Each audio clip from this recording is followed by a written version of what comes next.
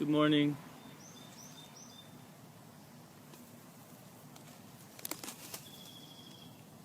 Today I want to share about these two dimensions, this conventional dimension, this ultimate dimension of truth. Thich Nhat Hanh, like many other Buddhist teachers across time and space, has taught about these two dimensions. So I'm going to read from this nice little Pocket Thich Nhat Hanh I got from Value Village yesterday. This particular reading is on the two dimensions. I noticed somebody had commented something saying, "Oh, Thich Nhat Hanh doesn't talk about the ultimate dimension." And I said, yeah, he does actually frequently in his Dharma talks and in his writing. But it's not unique to him. This is a thing that has been talked about all over the Buddhist ocean of teachings. I'm going to read, and then I'll sit and breathe, and I invite you to join me after this short reading. We'll be following the breath. Breathing in, we'll know that we're breathing in. And breathing out, we'll know that we're breathing out. The two dimensions. The first dimension is that of history, the events we experience, and what we can see and know in our own lifetimes. The second dimension is that of ultimate reality, which goes beyond time and space. Everything, all phenomena, participate in these two dimensions. When we look at a wave on the surface of the ocean, we can see the form of the wave, and we locate the wave in space and time. Space and time are not two separate entities. Space is made of time, and time is made of space. Looking at a wave from the perspective of the historical dimension, it seems to have a beginning and an end, a birth and a death. A wave can be high or low. A wave can be long or short. Many qualities can be ascribed to the wave.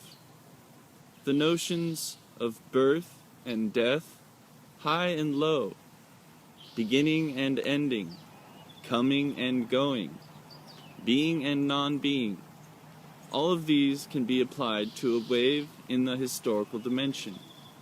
So these are all dualistic discriminations. Seeing reality using these two extremes, understanding by splitting things up. We too are subject to these notions. When we look in terms of the historical dimension, we see that we are subject to being and non-being. We are born, but later on we will die. We have a beginning and an end. We have come from somewhere, and we will go somewhere.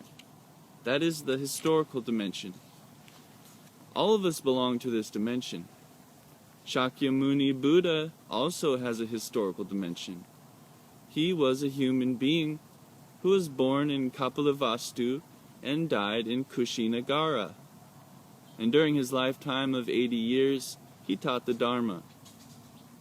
At the same time, all beings and things also belong to the ultimate dimension, the dimension of reality that is not subject to notions of space and time, birth and death, coming and going, or any other of these dualistic poles. A wave is a wave, but at the same time, it is water. The wave does not have to die in order to become water.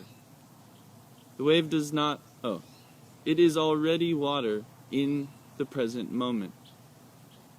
We don't speak of water in terms of being or non-being, coming and going. Water is always water.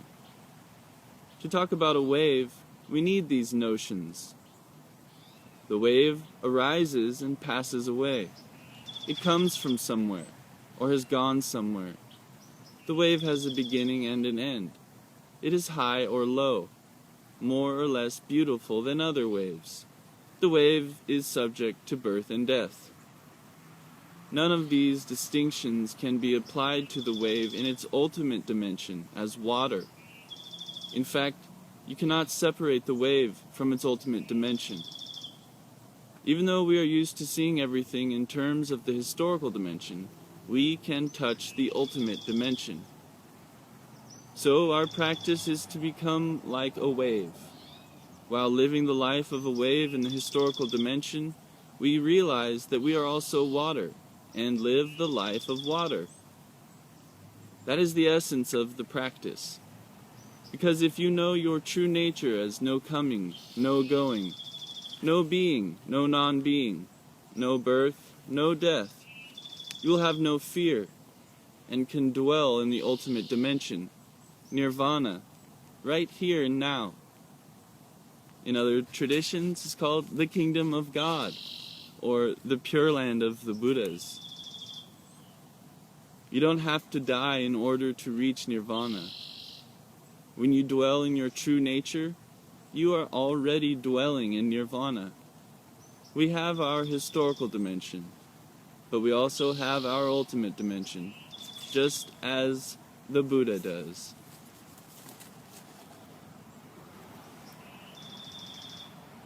So, it's clear Thich Nhat Hanh does teach about this ultimate dimension. And elsewhere in other Zen traditions we hear about one mind. This is the mind that is dwelling in the ultimate dimension.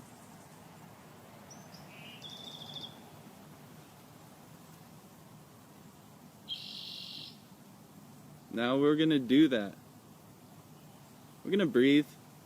We're going to dwell in the ultimate dimension, in the pure land of this present moment. We're going to dwell in the kingdom of God. And we use our breath as an anchor.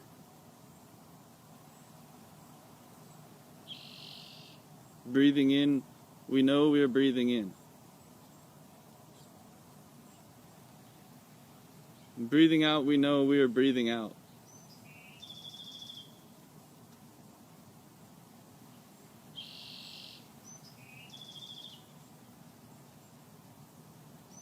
In. Out.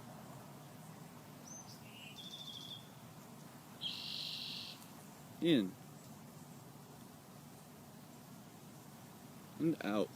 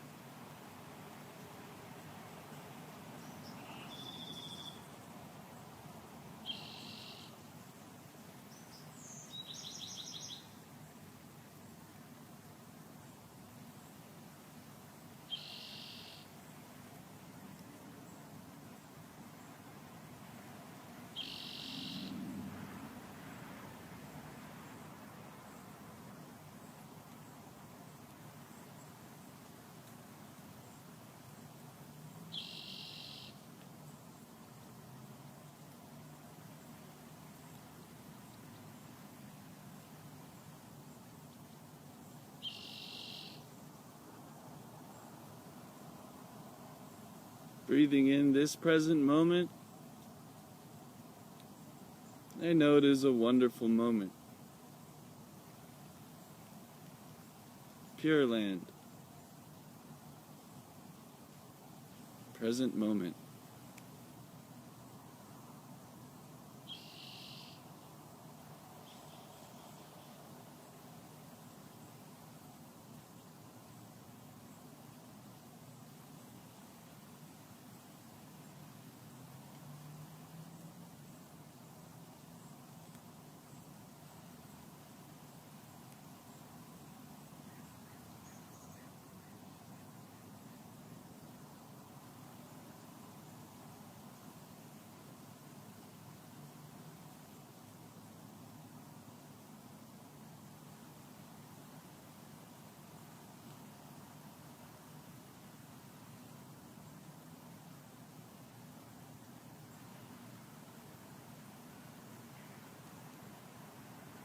Breathing in, I know I am breathing in.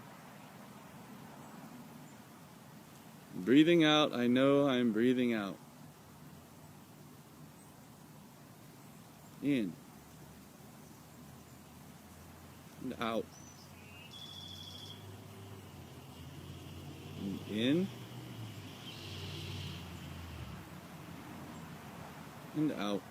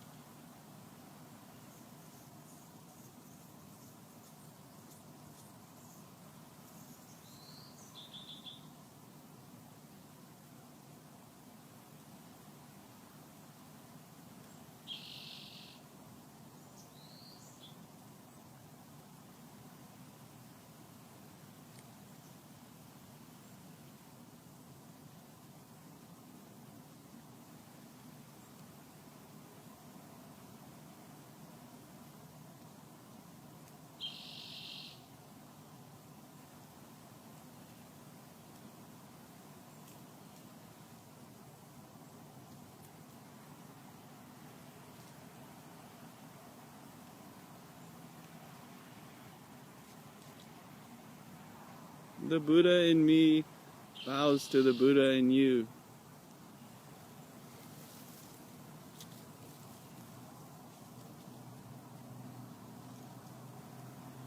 Soon I'll be able to do live videos again. But until then, I hope this is good enough.